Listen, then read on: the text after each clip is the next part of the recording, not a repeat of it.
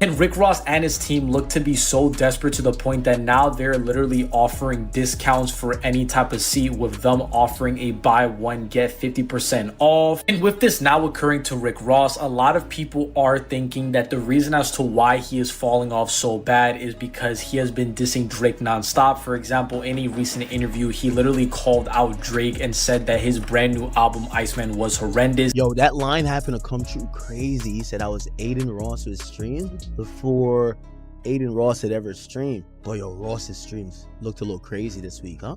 Yeah, Ross's streams did look a little crazy. I can't even cap with you still. Yeah, Ross came out and like the numbers on streaming were mad. Now I kind of like, that line kind of hits different because I think the entire album, I think a recent Drake song like did more than like his whole album of streams. Ross's album streams was notoriously low. Supposedly he did less than 10. Rick Ross just caught a bad one. His new album, Set in Stone, is projected to move under 26,000 copies in its first week, and 50 Cent wasted zero time clowning him online, joking that Ross was gonna have to start promoting car shows and selling chicken wings to stay relevant. 50 had some bars about this too. Something along the lines of, "These old heads had to put albums out because if it flops, that's all they ever had." And honestly, that line aged in real time. Ross's streaming numbers weren't doing him any favors either. I got a DM say, "Rose, how you feel about what 50 said?" What the f? I said, "What did 50 say?" Excuse me, before you mention what 50 said, let me ask how's it going over there in Shreveport. All right, Curtis 50 Cent Jackson. I've heard of him. Yeah, We all have. Let's talk about him. He's saying he is pushing back from Shreveport. What does that mean? He's invested with all of this property that he's bought. Does that mean that he doesn't want to work with the city of Shreveport and these ventures anymore? What does that mean? You borrowed all them people money. Did you return their money back? And because Shreveport ain't give you the loans you was looking for. Because they smart. LA don't need a fucking film studio. Hollywood don't need it. Why would you need a film studio? You were stealing them people money. Get them people back their money, Curtis. Now. Word is the album pulled less than 10K streams, which is rough by any standard. To make it worse, a recent Drake song reportedly outperformed Ross's entire project on its own. The bad news didn't stop there. Ross also announced a world tour, and the ticket sales have been brutal. One Miami venue had seats still lit up green across the board, meaning most of them were still unsold. His team got so desperate, they started running a buy one get 50% off deal just to move tickets. A lot of people are pointing to the Drake beef as the reason Ross is falling off this hard. He's been on Drake's neck non-stop, even calling Drake's latest album, Iceman, horrendous in a recent interview. When someone asked if he was putting the beef to rest, Ross basically dodged the whole question. Things are heating up fast, and this story is just getting started. 50 Cent didn't sit on this one. Rick Ross threw another shot, and Fifth fired back with 2 posts back-to-back, making sure nobody missed his response. The first one read, "The boat sank. Album went wood, LOL. Nobody checking for that BS." That line hit immediately, and people started debating whether it was one of his cleanest clapbacks in recent memory. Then Ross responded by flipping the conversation, asking how things were going in Shreveport, pointing out that 50 had borrowed money from people and hadn't returned it. He tried to reframe the whole situation before the shots even landed. But Ross also extended an olive branch of sorts, telling 50 he'd seen the renderings for his studio project and was willing to sit down and let him pitch the idea. "Men of business don't discuss the past," he said, offering what he called a once-in-a-lifetime opportunity. 50 wasn't buying it. He said flat out that nothing else works for Ross except mentioning him. "When things get bad, he mentions me," 50 said. "I get covered across the board. They get covered on the hip-hop blogs. It is what it is." He also clowned Ross for cutting his own grass at that massive property, asking why a man supposedly that rich won't pay for a lawn service. Short, petty, and perfectly timed. Then came the second post. "LOL. He got away with it for a while, but it's over now. Jig is up. 20 features under 10,000 sales. Dang, boy. It is over. That production and wordplay was too simple. He closed it out calling himself a top-tier chess player. And honestly, the crowd wasn't arguing with that. Those comments hit social media fast, and fans on both sides jumped in immediately, breaking down every line and arguing over who came out on top. People started wondering if this was just the opening move in yet another chapter of their endless back and forth. When asked directly if things were better between him and 50, Ross didn't sugarcoat it. "We've never been cool from day one," he said flat out. And when pushed on what they'd even have to talk about, Ross went in. "What kind of history? That he couldn't dress? That's all I used to tell him. You can't dress, you're not really getting no money, you don't own your masters.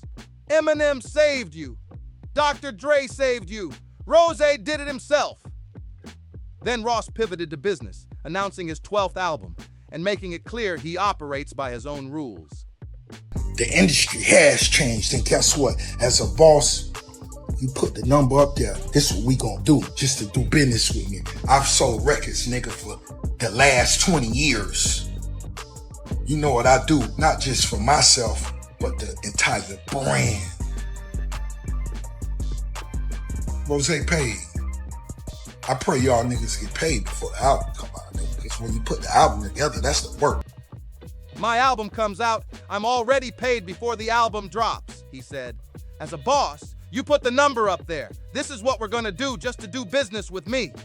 He's been selling records for 20 years, and he'll tell you that being paid before the work drops is the only way to move. This whole thing between 50 and Ross didn't pop up out of nowhere. Their history goes back roughly 17 years, making it one of the longest-running rivalries in hip-hop, and it all started heating up publicly in January 2009, when Mafia music leaked online. Curtis Jackson, Rick Ross, went on record first, throwing the opening shot without hesitation. Ross brushed off the legal threats like they were nothing, saying 50 had already tried the lawsuit route before and lost badly. Ross claimed that when they pulled 50's bank records during that court battle, he genuinely felt sorry for what he saw. That's a cold line to drop publicly. 50 fired back with his own warning, telling Ross straight up that nobody was pulling his strings and this wasn't going to stop. He said he was doing it for fun, not because he had to. The correctional officer angle kept coming up too. Ross had admitted to working as a CO, and 50 pointed out that you can't hold that job with a criminal record.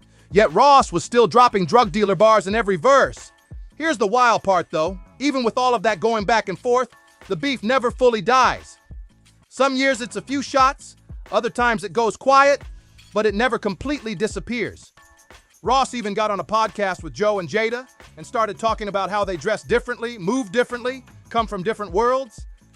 He threw out this whole let's eat, let's all win energy, then turned around and told 50 to just admit he admires him, loves his style, loves how he moves, and would drop everything to work with him if he could. Confident delivery on that one. During the podcast, Fat Joe brought up older rappers who'd lost their momentum and had nothing going on. Rick Ross jumped in and said, yeah, like 50 Cent. He was wearing this ring supposedly worth $1 million, flexing hard.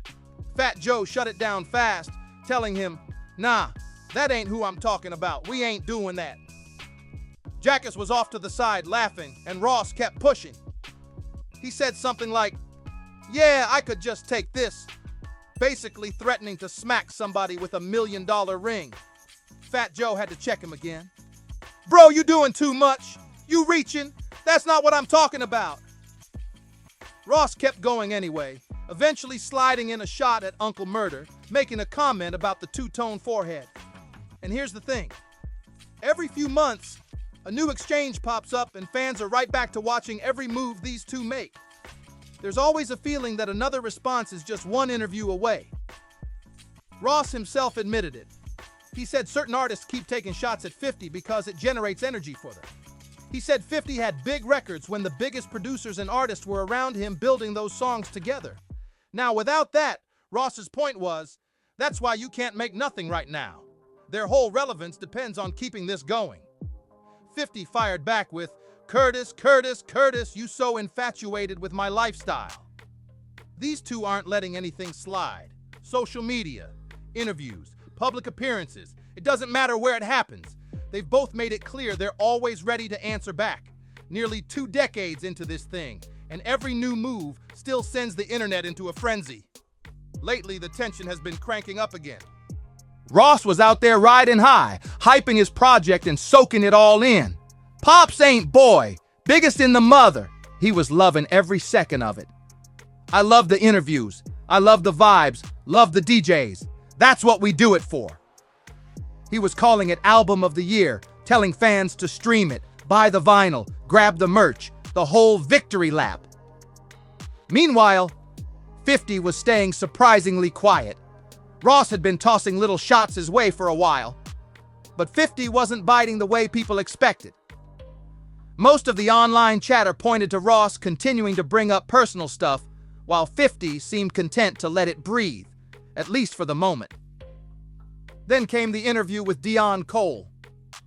It started out focused on Drake, but Ross pivoted out of nowhere and landed a jab at 50 instead. "Hey, that boy a 50K dress, huh?" he said, laughing it off. The clip spread fast. Fans started debating whether it was a genuine joke or a calculated attempt to pull 50 back into the ring. 50 did eventually respond, and he didn't hold back. "You hopped in beef for no reason. You inserted yourself when you had nothing to do with this." He broke down the numbers too, pointing out that Ross moved roughly 220 albums on day one, calling it the biggest flop of them all. History says 50 rarely lets comments slide for long, and this was no different. Now, everyone's watching to see what Ross does next. Say, Rose, how you feel about what 50 said? I said, what did 50 say? Excuse me, before you mention what 50 said, let me ask, how's it going over there in Shreveport? How's it going in Shreveport? You borrowed all them people money. Did you return their money back? 50 Cent fired back the way most people saw coming. He hopped on social media and started clowning Rick Ross over his album sales, claiming Ross had only moved around 2,000 copies. He used those numbers to question whether anyone was actually paying attention to the new music. The post blew up fast. Supporters and critics started arguing over whether sales figures even matter in this conversation, with some saying 50 landed a clean shot and others pointing out that Ross already won just by getting everybody talking. Ross, for his part, stayed focused on the bigger picture. He talked about coming into the game 20 years ago with nothing, grinding from the mud all the way up, and now bringing that real street to penthouse perspective to the new album.